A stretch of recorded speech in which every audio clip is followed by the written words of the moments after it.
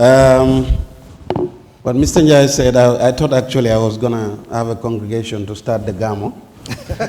But I don't think anybody will answer. I can see Pasidu at the other end. So if I say, wa innahu is aradallahu nas'atana abana min nuri nabil alami, somebody was supposed to get up and sing, and then we will continue the Gamo. But he's another time. So, but yes, thank you very much, Tafcon. As I said, I was whispering to Seno this morning that I've never seen this setup other than in an international setup. This is properly organized. And it's indeed a very, very, very good networking event. I missed my classmate, Ahmad, 20 years ago. I'm seeing him for the first time after 20 years. And then but we didn't talk about how we metamorphose or how we change in shape and sizes. But that was interesting and good to just have this. The greatest challenge we have in the Gambia in terms of interest rates, and then again, this was highlighted by the keynote speaker yesterday. If you see Rwanda, and he talked about fiscal discipline, you know, the coordination of the monetary policy and the fiscal policy, it's very important. You cannot have a housing system that will really work without a benign, stable macroeconomic conditions. That's just not going to happen. The good thing, and then the reason why banks now have started considering doing mortgages. I like it when Mr. Sosa said we need to be more innovative and proactive probably. I will say all the banks that are engaged in mortgages in the Gambia now were actually pushed to start it by TAF. It was not bank driven, it was developer pushed, not bank demand. I mean, it's like we've been to these levels of interest rates before, but business confidence was a little bit low, and then those with the innovative minds to start approaching the banks to really talk about mortgages were a little bit probably not existing, or banks were not considering it. If you look at the structure of the banking system in the Gambia, we have a very shallow market. Very shallow market means we do not necessarily have the lineup of banks that are expected to support the entire financial system. What we have are commercial banks. Commercial banks are meant for trade, not long-term investment. So the distinction between between mortgage banks, you know, development banks. Okay, we had an agricultural development bank some time ago. I was a lot younger, I'm sure. But Mr. Koma, Uncle Taf, and Padudu will remember that this was established by an act of parliament in probably 1980 or so, 81. By 1989, it was also repealed by an act of parliament. It failed. We all knew what happened. So, or some of you know what happened. Because in the interest of time, I wouldn't delve into those issues. But to let you know, the expectation from the commercial banks is also high.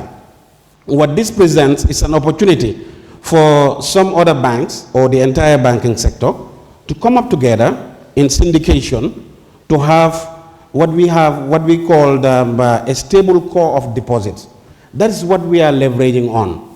We do not necessarily, by the very nature of our structure as bank, have long-term deposits that we can invest or give out as long-term loans. You know, the longest tenor for our fixed deposits by the nature and then allowed by the central bank is 1 year. So you can have it rolled over and rolled over again, but it's apparently 1 year. Now what can you do with 1 year deposit? You know, it's very near demand. So we are very careful of the mismatch between the source of funds that we have, which are the deposits, and then the kind of assets that we want to develop, which is long-term assets like the mortgages. But what we have done after we've been pushed by TAF to really be more innovative, under the interest rate regime, we all know now, the MPC has these, things have gotten better, to call it a spade, in terms of the macroeconomic indications. In real terms, you can go and talk about really debt to GDP ratio of 130 before. All we did was to rebase and include the horticultural bit. They will tell you stories and they were able to come up with a nice number. It doesn't change anything. The debt remains the debt. It's not changing in terms of value. They are just toying around the percentages, and government must stop that at the end of the day. If they really want us to move, they must take some very strong prudential and fiscal discipline and consolidation and coordination with monetary policy of the central bank. There are signs of liquidity stress already. I had this discussion with my brother Nyang in the morning about this. How sustainable is this, what we call expansionary approach to monetary policy? We are in a low interest rate regime. What has happened? 2017, when we started, it was 23% re-discount rate. That means if you hold your treasury bills and you want the money today, you can only get it from the central bank at 23%. Central bank is the lender of last resort to the commercial banks. Now, if they are giving the commercial banks at 23%, do you expect them to give it anything less? They still have a bill to pay. They still have to pay on deposits. So when this new regime came, the insatiable taste of borrowing went down. There was time, obviously, by virtue of our records, human rights records, all the other indicators that we were having, we had a donor fatigue. And then the only resort we had was go to the public and ask for their monies and pay them interest on them. There was an insatiable taste from government to borrow. And then the simple laws of economics, I'm not sure the university students are here, economics 101. The higher the demand, the higher the price. And then the lower the supply, the higher the price. So there was an insatiable taste from government to keep borrowing. And as they were borrowing, what this means is interest rates will go up. Banks found a safe haven in really putting their deposits, short-term deposits, into short-term investment and have a bigger one than really trying to take the risks of getting it into mortgages and as well as giving it out as loan. So when it moved from 23% to 20%, then from 20% to 15% in May 2017, it was phenomenal. Within 6 weeks, the discount rate or the interest rate that we use as a benchmark dropped by almost 8 percentage points. It has never happened in the history of probably the world, but for as long as I was around, it's the first time in the Gambia. So we started thinking, look, treasury bill yields where we used to put our monies is actually yielding us a negative yield. I don't want to sound technical, but what does that mean? Inflation is higher than the return on your treasury bills. So in nominal terms, you may be having a higher figure, but in real terms, by the time you adjust inflation on what you have invested in a treasury bill, you have negative returns. So banks started getting creative. Now we started saying, wow, it's time to listen to tough now. We cannot sit on our deposits. And most of the banks that were making very fat checks out of these treasury bills began to just break even. Some of them went red, negative. And we started thinking, do we need 11 banks in the Gambia? And all those things started coming. We say, look, it's time to listen to Uncle Taff. He has done this in Nigeria. He has the passion to bring it back to Gambia. Why not we look at a stable core of our deposit, a stable mass of our deposit, that we know it doesn't matter what happened. Unless there is a bank run and we don't foresee one, we wouldn't have the cost to go low on these deposits. So we decided to come up with a port size of about 100 million for the bank that I work with. I don't know the formula for the other banks. To say, we want to put aside this. We know this is a critical core mass of deposit that come what may, we don't need it. So we will not be so desperate to say, pay us back immediately. And we followed a very rigorous process. Usaino can tell you about this. We were working together. It was a long, drawn-out process to have it established. I'm sorry, 10 minutes is too low for my for everything you gave me, Uncle Taff. And then I want the floor to tell me what you are saying is not interesting, then I stop and obey time or to continue. What's the vote? Oh, thank you very much. Yeah. So fundamentally, that was just to give you a background of the high interest rates and how they have actually gone down to relatively lower rates where the banks have started considering really giving mortgages. It's not going as fast as we want, but at least the product has been launched. For 3 banks, you've seen them now advertising, all of them to partner with TAF at the end of the day to roll out this mortgage. So what do we do to really address the interest rates. It's not in the hands of the banks. That's what I started with. Fiscal discipline is needed. Government must watch the way they are spending. They are spending far more than any other government have spent in history in the Gambia. That should be watched. They should have fiscal discipline. And then coordinate whatever they are doing together with the monetary policy at the Central Bank of the Gambia, so that we will have financial discipline and the macroeconomic conditions can be more encouraging, and the interest rate will continue to go down. It was very encouraging. So what the banks have done is to start reducing the cost of borrowing and increasing the tenor.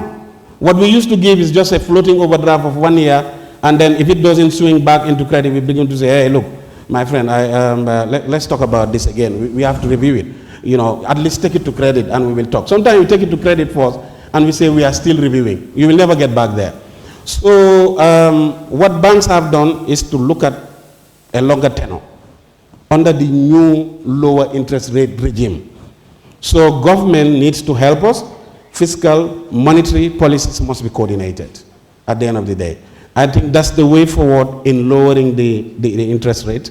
We are in an expansionary stage of the government, that is lower interest rate, but also lower inflation, which is good. But how sustainable is that?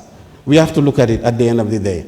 But because of that now, we are able to also get into the mortgages. Now the greatest downside risk to that is when the macroeconomic fundamentals start misbehaving and the dollar start losing value against the major currencies, particularly the US dollar, and all they will do is to come up with a policy to add value or make the dollar attractive, you know, at the end of the day by paying higher interest rates.